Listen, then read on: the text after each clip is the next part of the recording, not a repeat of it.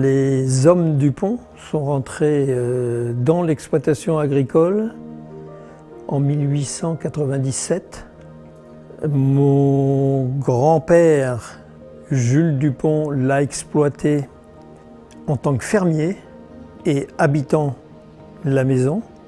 Et en 1921, le propriétaire, M. Bayargeau, n'ayant pas de successeur, a mis en vente cette exploitation. Mon grand-père s'en est porté acquéreur. Depuis, cet ensemble, maison-terre, d'un seul tenant autour de la maison, est resté dans la famille.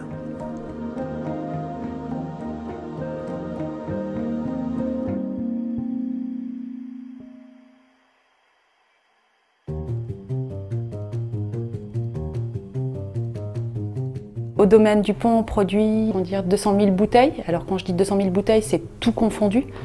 Ça va du cidre au calvados, au pommeau, au jus de pomme et même au vinaigre de cidre. Et dans les 200 000 bouteilles, je dirais qu'il y a à peu près 2 tiers qui sont des bouteilles de cidre.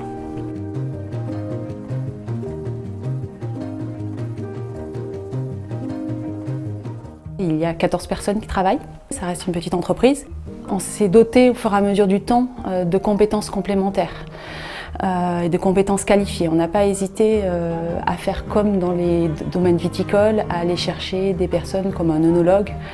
On a également un sommelier qui nous permet d'accueillir les personnes en leur faisant découvrir les accords mets et cidres.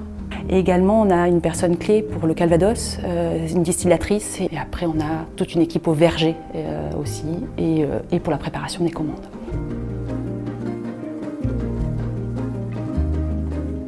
On a travaillé sur les variétés de pommes. Il y a des pommes amères et des pommes acidulées. Et quand vous avez distingué les deux, la pomme amère c'est vin rouge et pomme acidulée c'est vin blanc.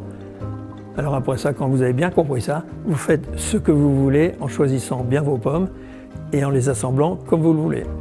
On connaît très bien nos pommes, donc on sait les conduire et les récolter au bon moment, à la bonne maturité. On est prêt à écarter 7-10% des récoltes s'il y a besoin.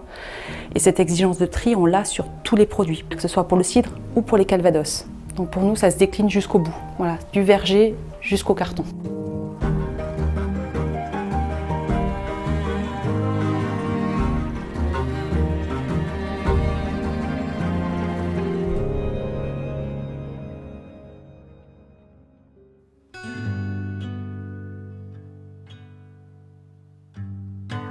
Mon père est décédé en 1974, n'ayant pas de successeur, puisque son fils aîné avait opté pour un autre métier.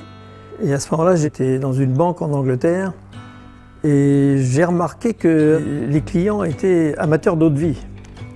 Et à chaque fois que je participais à un déjeuner, vous êtes normand, il n'y a pas de calvados. Et donc je me suis dit, bah voilà, je vais quitter mon métier et je vais venir reprendre l'exploitation agricole, ce que j'ai fait le 1er juillet 1980. On a transformé progressivement cette exploitation, mais qui n'avait que 15 hectares de plantés, alors qu'il y en avait 50, donc il y avait encore un peu d'agriculture traditionnelle, dont des animaux, pour faire un peu de viande. Et puis Jérôme, mon fils, est arrivé, lui, en 2003. Il a accéléré les plantations et il a transformé considérablement les outils dont nous disposions. Changer les pressoirs, climatiser les caves, acheter des cuves tout à fait adaptées, maîtriser les températures et doubler la capacité de distiller. Depuis 2018, on a pris la décision de s'engager en conversion en agriculture biologique. On voit qu'aujourd'hui, les gens veulent comprendre d'où viennent les produits, veulent comprendre comment ils sont faits. Et c'est aujourd'hui le label qui permet de garantir qu'on respecte notre environnement. Finalement, ça n'a pas été des gros changements techniquement au verger.